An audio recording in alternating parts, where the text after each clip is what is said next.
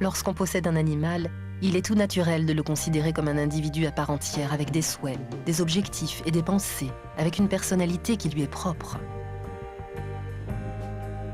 Cette personnalité, les maîtres aimeraient la connaître de manière plus approfondie et communiquer avec leur animal autrement que par les ordres et le langage corporel. Gudrun Verhasinge est spécialiste en communication animale. Elle propose à ses clients d'explorer les pensées de leur animal familier. Elle se considère comme une interprète entre l'homme et l'animal. Chaque jour, elle reçoit une multitude de demandes de maîtres en proie au doute. En établissant un lien télépathique avec l'animal, Gudrun est en mesure de percevoir ses pensées, ses sensations et les images présentes dans son esprit. Je sens que je suis à l'intérieur de l'animal. Je suis à l'intérieur de son corps.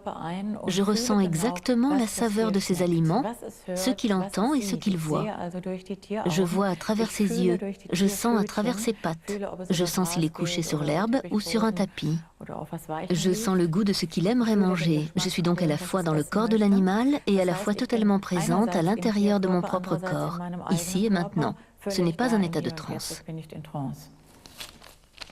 Nous envoyons à Gudrun un nouveau cas, celui de Sami, une chatte âgée de 22 ans. Sa maîtresse ne sait plus quoi faire. Elle voudrait savoir si, malgré son extrême vieillesse, son chat a toujours envie de vivre, ou si elle ferait mieux de la faire euthanasier. Gudrun Verhasinge entre en communication avec Sami.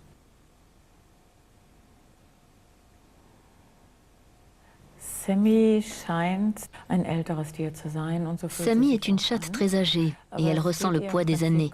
Mais son état général est plutôt satisfaisant. J'ai senti que Sami avait une douleur à la mâchoire inférieure du côté gauche. Une douleur qui irradie jusqu'à l'oreille ou bien qui vient de l'oreille. C'est difficile à dire. Je n'établis pas de diagnostic. Je dis simplement ce que je ressens. Il y a probablement un autre animal à ses côtés. Un chat, je crois. Je le vois très mal car il y a des ombres blanches et grises. C'est un problème que je dois éclaircir. Je suis à l'intérieur d'elle et je sens qu'un animal me bouscule. Il est très doux. D'après ses mouvements, on dirait un chat. Sami l'aime bien. Cela ne la dérange pas. Chez les maîtres de Sami, c'est l'effervescence. Gisela M2 espère beaucoup de la visite de la spécialiste. Son mari, lui, est plus sceptique. Je ne pense pas qu'on puisse faire quoi que ce soit à partir d'une photo. Il vaut mieux être en contact avec l'animal. Sinon, il ne peut pas se passer grand-chose. Quand je m'assois en face de mon chat, je sais exactement ce qu'il veut. Avec une photo, ça ne marche pas. Ah, hallo. Guten Tag, Frau Emde, ich bin Gudrun Verhasinge. Gudrun rencontre enfin Sami. Maintenant, elle comprend pourquoi sa vision était obscurcie par des ombres. Sami est pratiquement aveugle depuis plusieurs années. Gisela est impatiente de connaître le verdict. Sami sich recht wohl fühlt bei Ihnen. Als erstes, also ihre wichtigste Sorge, sie möchte nicht eingeschläfert werden. Sie hat einige Defizite, das würde ich mal untersuchen lassen. Les impressions de Gudrun dissipent les derniers doutes de Gisela. Gestern weniger und heute gar nicht. Frau Emde, ich habe festgestellt, dass wohl nur ein Tier in Ihrem Haushalt, haben Sie noch mehr?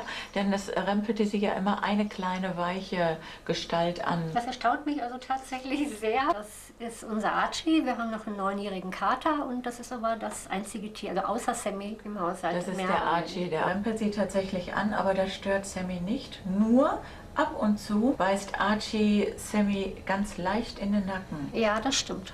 Ja, und das tut ihr letztendlich ein bisschen weh. Und das muss man Archie erklären.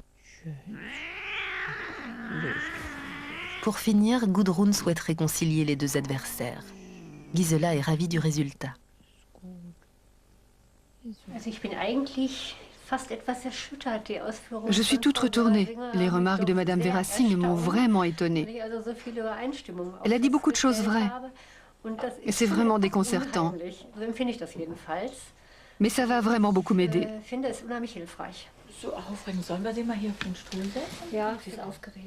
Avec le succès grandissant de la communication animale, de plus en plus de gens désirent se plonger eux-mêmes dans les pensées de leurs animaux sans avoir recours à un interprète.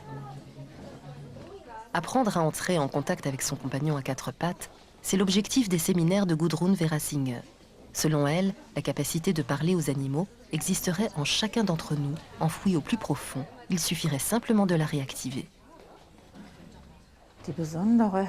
Apprendre à communiquer avec les animaux représente un défi très particulier.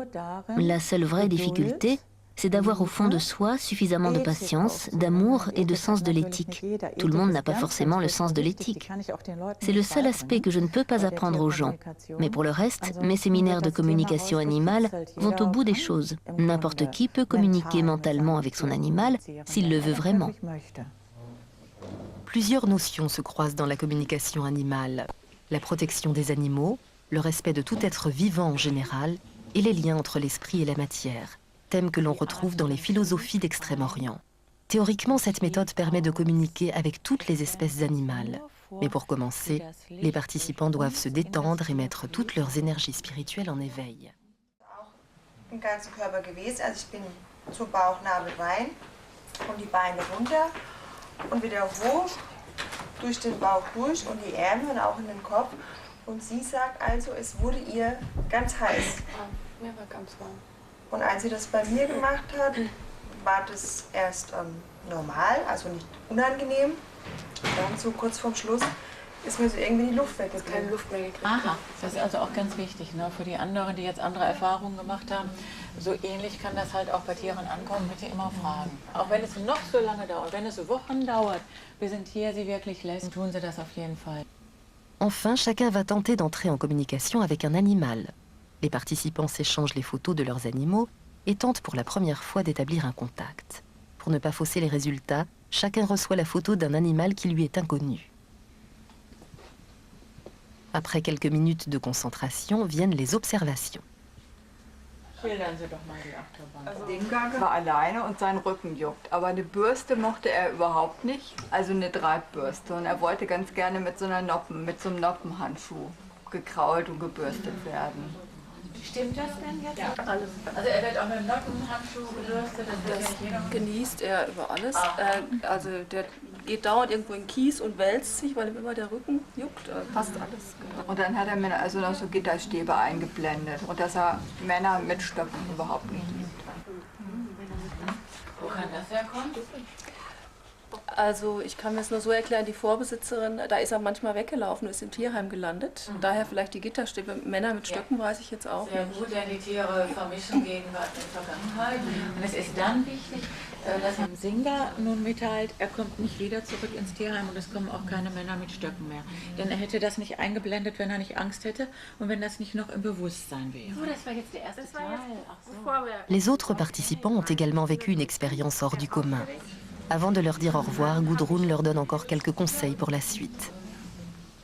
Eine Sprache, die Tierkommunikation ist eine Sprache, kann man nicht an einem Tag lernen.